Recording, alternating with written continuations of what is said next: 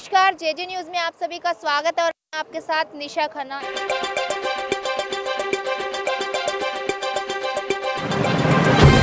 इस वक्त आप जो तस्वीरें देख रहे हैं स्क्रीन पे, ये तस्वीरें सिरसा के भावदीन टोल पे है और मैं भी भावदीन टोल पर ही हूँ। भावदीन टोल पे आपको बता दूं कि मैं क्यों पहुँची हूँ। भावदीन टोल पे जिस तरह से जितने भी लगने वाले गांव हैं, गांव झोड़नावाली से प्रोफेसर है वो लेकर चले थे ट्रैक्टरों का जत्था, ट्रालियों का, ट्रैक्टरों का और बाइकों का जत्था। हजारों की संख्या में जो आज वो ट्रैक्टर का के साथ निकले थे, सिरसा से होते हुए अनेक गांव में वो चलते रहे।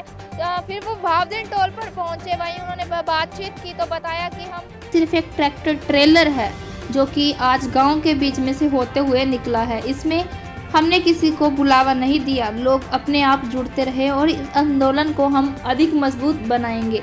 वहीं आने वाली 26 तारीख को लेकर क्या कहना है प्रोफेसर साहब का, सुनिए।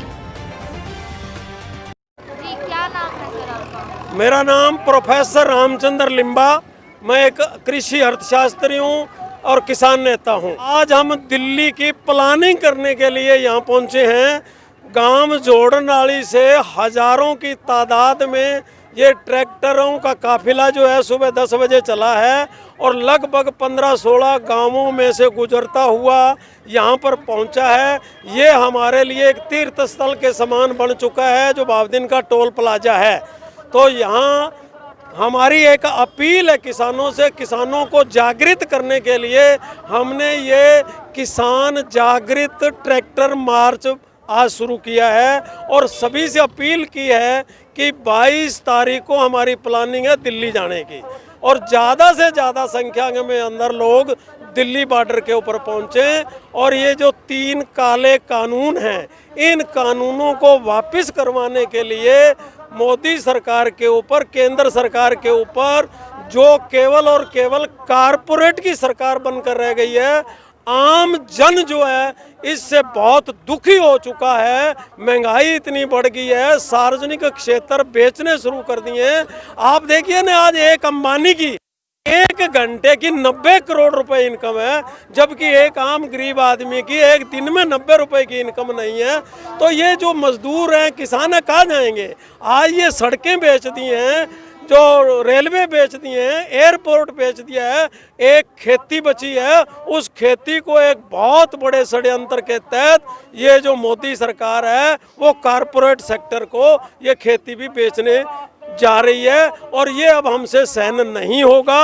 हम ये कहते हैं 2015 के अंदर जो सेब उत्पादक थे उनका सेब 20 रुपए किलो छोटे छोटे व्यापारी खरीदते थे, लेकिन 2015 में अडानी अंबानी वहां पर पहुंच गए और अडानी अंबानी ने वहां जाकर के 22 रुपए का रेट देना शुरू कर दिया और अगले साल 23 रुपए का देना शुरू कर दिया। अब वो जो छोटे छोटे व्यापारी है उनके पास कोई उत्पादक जाता नहीं था, वो छोड़ के चले गए, वो बंद हो गए। अब 2 बच गए, अडानी और अंबानी। अब उनकी मोनोपोली थी, मर्जी थी। आज वो सेब 6 रुपए किलो बिकने के लिए मजबूर हो गया है।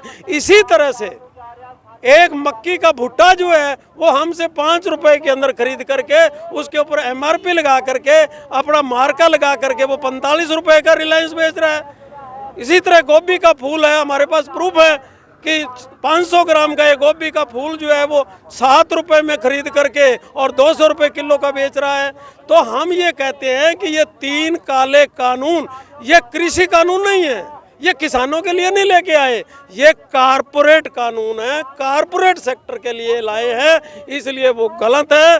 उनको वापस किया जाना चाहिए, रद्द किया जाना चाहिए और इसके बाद इनको रद्द करके और जो किसान संगठन है, जो कृषि विशेषज्ञ हैं, उनका एक समिति बना करके और दोबारा से अगर वो किसानों की भलाई चाहते हैं तो दोबारा से इन कानूनों का निर्माण किया जाना चाहिए। हमारी ये मांग है और ये मंगवा के रखेंगे। इसके लिए लाखों की तादाद के अंदर पूरे देश के अंदर जो लोग हैं वो दिल्ली पहुंच गए हैं और पहुंच रहे हैं और हम भी 22 तारीख से अपने यहाँ से ज़्यादा किसानों को लेकर के दिल्ली बॉर्डर पर जाएंगे और तब तक नहीं लौटेंगे जब तक ये कानून रद्द नहीं। एक न एक दिन इसको झुकना पड़ेगा।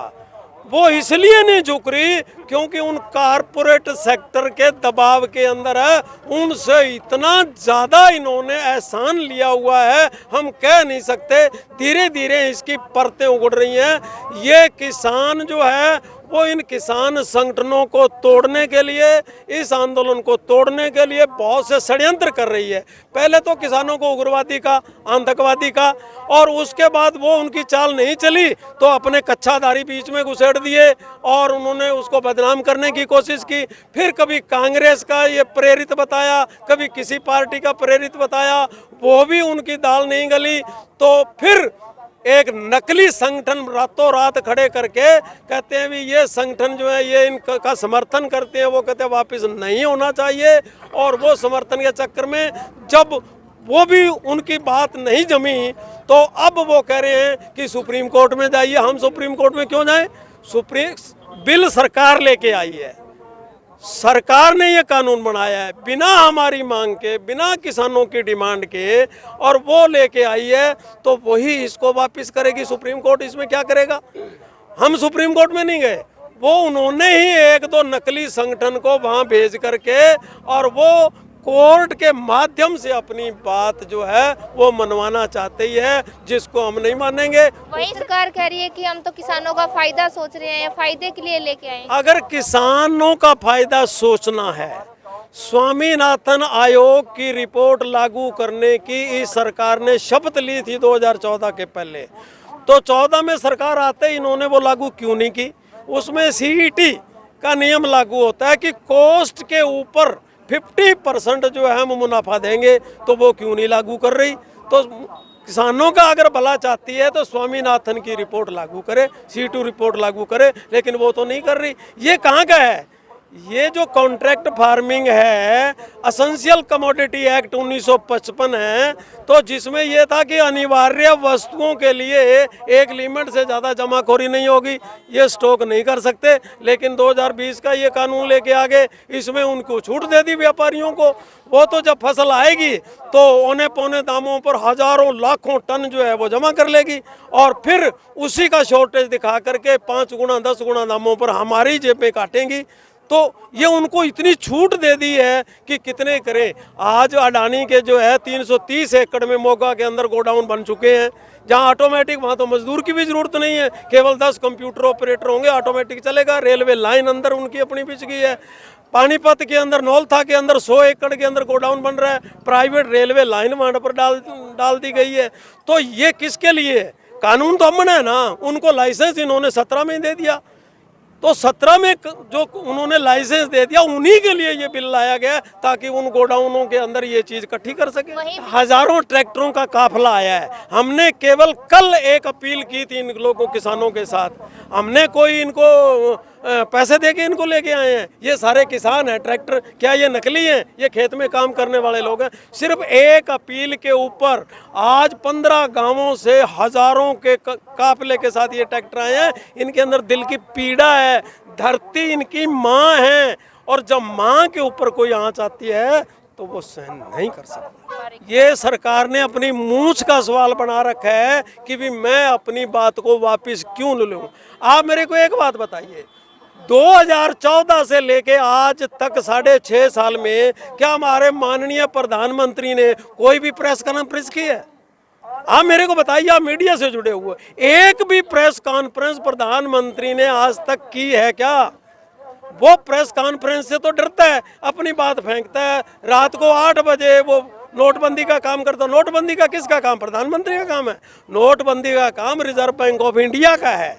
और फिर नोटबंदी जब की जाती है, जब देश के अंदर महंगाई बढ़ जाए, काला बाजारी बढ़ जाए, नकली करेंसी बढ़ जाए, फेक करेंसी बढ़ जाए, तब डीमोनेटाइजेशन होता है कि बड़े नोट खत्म करके छोटे नोट जारी किए जाते हैं। लेकिन इंडिया के पूरे इतिहास में पहली बार 500 और 1000 के नोट बंद करके 2-2 हज़ार के नोट जारी किए गए। उसके पीछे क्या है?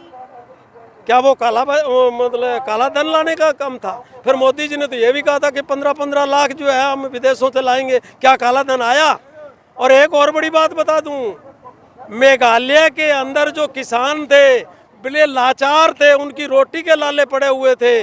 2014 से पहले की सरकारों ने, वहाँ कोयला होता है और कुछ होता ही नहीं है, उनको कोयला निकालने की छूट दे दी, परमिशन दे दी कि भी आप अपने खेतों से कोयला निकालो और बेचिए। उनकी दशा बहुत सुधर गई। और जब ये सरकार आई तो इसने कहा कोयला घोटाले का नाम दे करके और उनके लाइसेंस छीन लिए, उनका बंद कर दिया और पूरे देश का कोयले का जो कॉन्ट्रैक्ट है वो अडानी को दे दिया।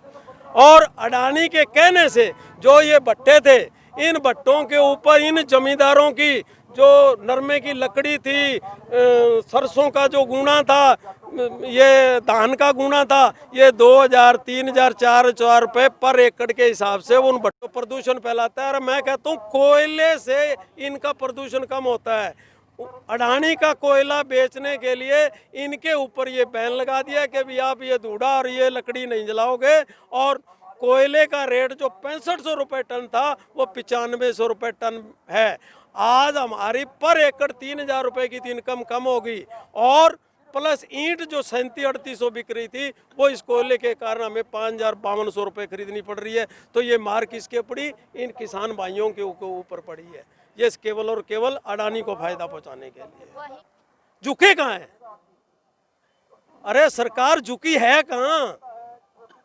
वहीं की वहीं घूम फिर के वहीं आप बोले इसमें बताओ, वो तो हमें ही कह रही है कि भाई आप इसमें क्या करना चाहते हो, आप बताओ। अरे हम कहते हैं भी आप क्या कर सकते हो वो बताओ। बिल आप लेके आए हो, वो कहते हैं अभी बिल में कमी है, वो खुद कह रहे हैं बिल में कमी है। कृषि मंत्री ने खुद कहा हाँ इसमें कमी है। और वो जो सुप्रीम कोर्ट ने कमेटी बनाई है उसके जो एक मेंबर थे भूपेंद्र सिंह मान, वो भी एक संगठन से जुड़े हुए हैं, उन्होंने खुद कहा है कि इसमें बहुत सारी कमियां हैं और वो खुद इस्तीफा देंगे। यानी सरकार सुप्रीम कोर्ट के कंधे पर रख करके और अपना जो वो मूस का बाल है वो रखना चाहती है। और उसके वो कमेटी में एक मेंबर चला गया और दूसरा तीसरा भी धीरे धीरे करके चला जाएगा। सरकार को इस बिल को वापस लेना पड़ेगा। ये किसान को बेवकूफ नहीं बनाया जा सकता। इतने सालों तक किसान बेवकूफ बन गया। 117 साल बाद ये आंदोलन हो रहा है। 1906-7 में शहीद भगत सिंह के पिताजी और चाचा जी ने यही 3 बिल लेके आए थे, ये 3 बिलों का खिलाफ। और 6-7 साल तक उसका जो आंदोलन चला था। अंग्रेज सरकार को मजबूर में उन बिलों को वापस लेना पड़ा। इसी तरह से 4 आंदोलन महाराष्ट्र के अंदर जो ये बटाईदार का नियम बना वो 1939 में अंग्रेज सरकार को बनाना पड़ा। 1933 के अंदर जो लागू पटेल है उनकी अध्यक्षता के अंदर जो है 6 साल तक आंदोलन चला था। अगर ये आंदोलन ये खत्म नहीं हुआ बिल तो इसके लिए हम पता नहीं कितना लंबा आंदोलन करने के लिए बिल्कुल तैयार बैठे हैं। नहीं, अगर ये अब आंदोलन हमारा सफल नहीं हुआ तो हम 100 साल तक ये आंदोलन किसान उठ ही नहीं पाएगा, वो मजदूर बन कर रह जाएगा। धन्यवाद।